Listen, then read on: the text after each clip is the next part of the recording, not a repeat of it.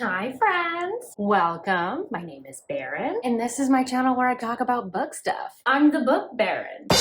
Welcome in. Today I want to talk about some wonderful books with terrible covers. Now, I'm going to preface this with one, it's very hot in Seattle. I'm living on Satan's taint right now. It's very hot, so I'm very salty. Two, this is all personal opinion. That said, my taste is impeccable and completely infallible, so I'm not wrong. Number three, if your great-grandmother passed this cover down to you and you're upset about it, please just don't watch the video. All right, it's absurdly hot. It's fine, I'm just losing my mind a little bit. Me and my one brain cell over here. All right, now that I'm done being a complete snark, you'll notice a little bit of a trend with the books that I'm gonna be talking about because most of them are a little bit on the older side. They tend to fall into older trends. Just a heads up, those are the types of covers we're gonna be talking about. And I did challenge myself to find books that I hadn't talked about in other videos or have mentioned infrequently. All right, now on to these books. Raise your hand if you've been personally victimized with your eyeballs by Regina George. The first book that I'm going to be talking about is Lessons in Sin by Pam Godwin. The reason I absolutely abhor this cover, one, I can't tell if this is a man airbrushed within an inch of his life or a graphically designed man. Either way, it's upsetting. It gives me uncanny valley. Number two, he is smizing to save your soul. So it's a lot to take in. The tropes that you're going to find in here are like the pinnacle of taboo. It's age gap, there's a priest, student teacher, there's some BDSM, sprinkle it a little bit of billionaire, there's a boarding school, there's so much. Essentially, we have Father Magnus, our smizing hero here. He used to be a billionaire, but he gave that life up and is now the head teacher at a Catholic boarding school. He is now a priest. He runs this with an iron fist. One day he gets Tinsley Constantine, who it comes from a rich family. Her family has decided that she's a little bit of a brat and that they're going to send her to get her attitude cleaned up at this boarding school. Tinsley does not want to be there. She doesn't think she did enough to deserve to be there, so she immediately is going to fight it. But Father Magnus, he wants to break her. So they're in a battle of wills. And Tinsley has decided, because he is the school hottie, that she's going to try and seduce him. Things evolve from there. This is part of the Midnight Dynasty world. I read this entirely as a standalone. It's a good taboo time. Next up, I have Insiders by Tejan. I really hope I pronounced that right. Let's take a look at the material, shall we? The lighting on this cover makes zero sense to me. We've got like a spotlight on our front gal and side lighting on the back too. That just confused my brain. The heads are cut off. This man has no hair for some reason. And I don't know why, after reading this book, there are three people on the cover. More or less, I just don't understand what the hell this cover is. Drops in here. Bodyguard, it's a little bit more romantic suspense, like mystery thriller elements. And once again, we got some billionaire and hackers. This is the first in a series of three. This is like a proper series. This thing kicks off when Bailey, who is got a genius level IQ, incredibly gifted with computers. She's got an eidetic memory, has men break into her home and attempt to hold her captive. Through this series of events, ends up finding out that her real father is a tech billionaire that she has idolized for years. And she is basically given an option. You can either come meet your father and stay with him where he can protect you, or you are fully on your own and you need to figure it out yourself. So with the threat of these men that want to kidnap her and hold her hostage on her heels, she decides that answer is obvious. I'm gonna go hang out with my idol. She is thrust into a billionaire lifestyle with a family that is not super welcoming. Now she's under the protection of Cash. While all this is going on, people are after her. Her and Cash start falling for one another. They are in close proximity, lots of force proximity in here. So that's Insiders. Next up, we have Radiance by Grace Draven. So I'll be honest, I don't feel as strongly about the ugliness of this cover as I do about some of the others. The reason I'm very confused by this cover in general is, one, in general, the color palette is so dark. I didn't realize that there was another person on here for a little bit, and she's got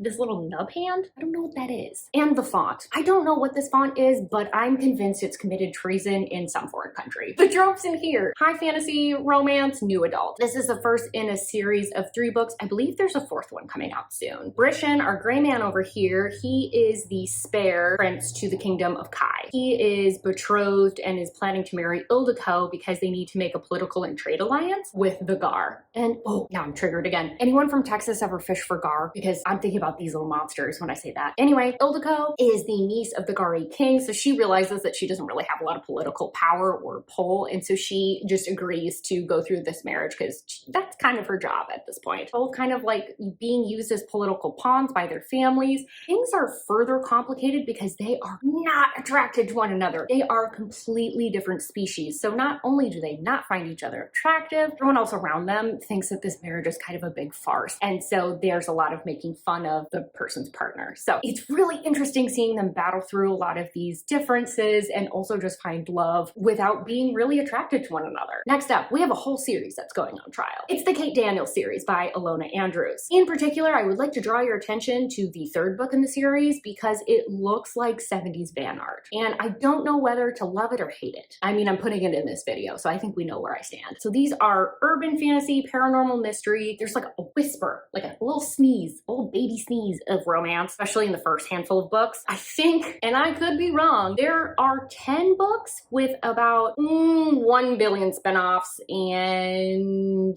novellas. I think I added that correctly. Because it's a long series, I'm just going to do an overview of like the first book, but essentially what we've got going on here, Kate Daniels, she's a mercenary. She helps resolve magical issues. Think like The Witcher. In the very first book, her guardian is murdered and nobody knows what happened. She decides that she's going to solve it herself and really finds out like all the powers that are at play that may have been involved in his death. There's shapeshifters, necromancers, vampires. This has it truly all. It kind of feels like an alternate universe where you're in Atlanta. There's a battle between like magic and technology. When magic is working, technology doesn't, and vice versa. So it's a really interesting concept. It's a fun series. Kate Daniels, I love her because she's the type of snarky, sassy heroine that I love. She knows when she's made a mistake and she's quick to apologize. So I love her. It's a really fun series. That's Kate Daniels. Next up, I actually have a reading vlog for. It's the Mind F series by St. Abbey. What to say about these covers? Honestly, I didn't read these books for the longest time because of the covers. And it's also part of the reason I'm making this video because I think sometimes it's easy to judge a book by its cover.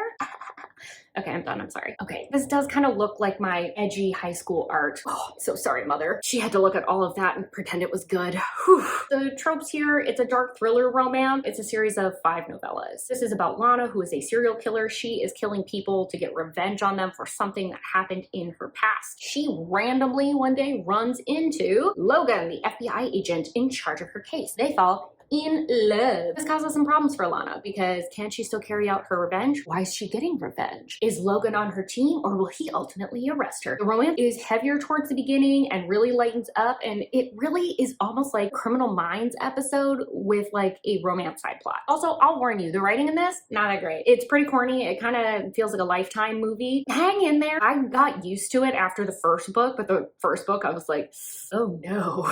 I'll warn you about that part. Last one, and this is kind of a wild card because I do not read from this genre hardly at all anymore. It's Winter's Curse. You may be saying, Baron, this is a beautiful cover. Look at this lovely woman with her blushing cheeks and gorgeous dress. And she's just, oh, so beautiful. Now, you would be correct in all things, except for that I thought this book was called Cupsy. Because of the positioning of this woman's arm, I thought the R was a P.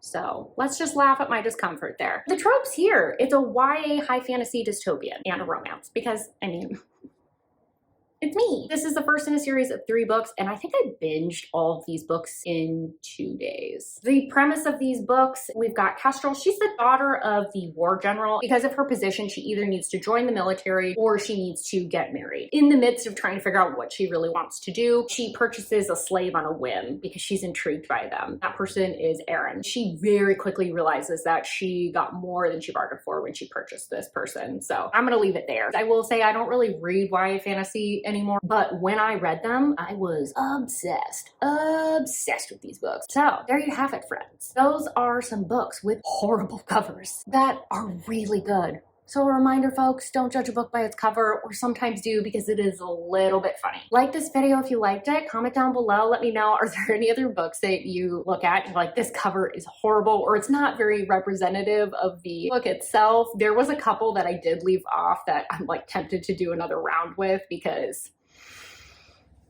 thanks for hanging in there and while I was being a little salty while I sweat my butt off. And I hope to see you on my next video. Bye-bye.